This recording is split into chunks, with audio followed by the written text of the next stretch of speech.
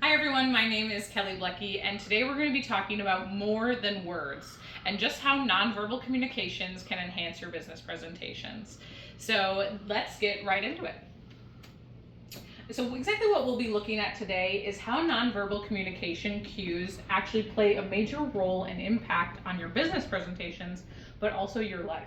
And then what exactly those nonverbal communications are, such as body language, tone, and eye contact, which are the major three players we'll be talking about today.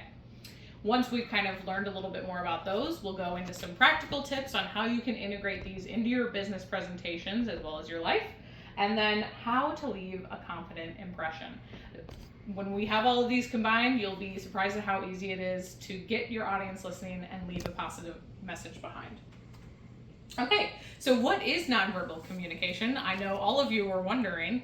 So to put it simply, it's anything that's not verbal or written communication. So this can be everything from eye contact, body language, tone, to even how you dress and how you smile.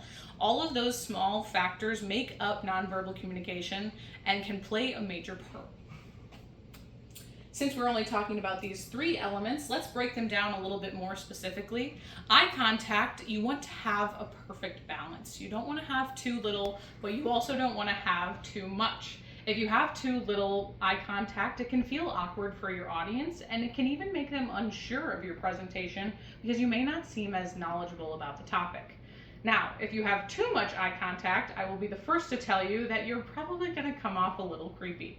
Now, so avoid that at all costs, but you want to create a good amount of eye contact to create a comfort level with your audience, but also a connection. Once you have that down, you can start to move on to body language. As you've been noticing, I've been doing some hand gestures throughout my presentation. You want to use these effectively. You don't want to do too many.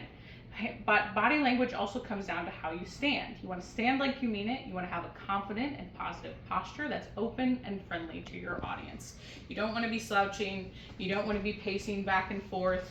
These can all make your audience feel uneasy and have less confidence in your presentation. Again, once you have that down, you can start to look at the tone of your presentation. You want to keep your voice friendly and welcoming, but you also want to use it effectively for your topic. If you're talking about something that's particularly sad, you may want to talk about it with a more empathetic tone, as if you go at it with a positive energy, it might be off-putting for your audience. You can also use tone for things like inflection and timing.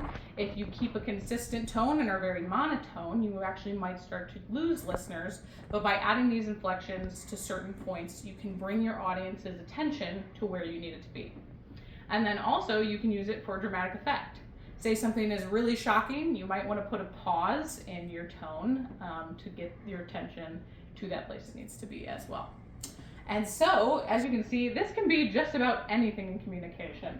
And if we're looking at it with a really close eye, you'll actually find that only 7% of all communication is actually verbal, with 38% being tone and 55% being body language.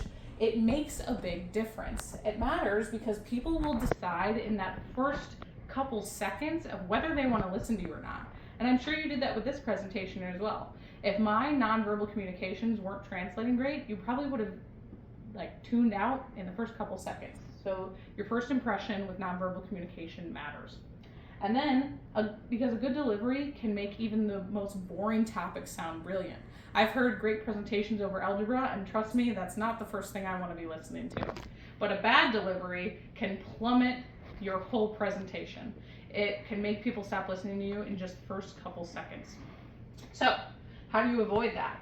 Well, there's a couple tips and tricks that you can do to have a great toolkit for your presentation. And that first one is practice. Get in front of a mirror, record yourself, and see what you look like on camera. It's gonna feel awkward, but trust me, the more you do it, the more you practice, the better you'll be.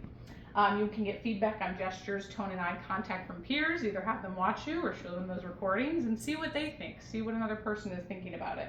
And then also align your body language with the message, right? If it's a positive message, have positive and open body language. But the biggest thing is once you start to do this, even if you don't feel comfortable, fake it until you become it. If you keep doing it, eventually you'll start to believe it yourself and you'll get better. It can affect you too. So now that you've done some nonverbal communication for yourself and you're helping you learn, just remember that these nonverbal cues are everything. And people really take that first impression into account. So maintain your body language, tone, and eye contact at all times.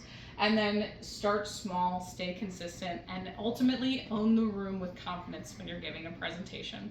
So I hope you enjoyed this over nonverbal communication. And if you have any questions, I'll be making great eye contact with the camera, and I look forward to hearing you.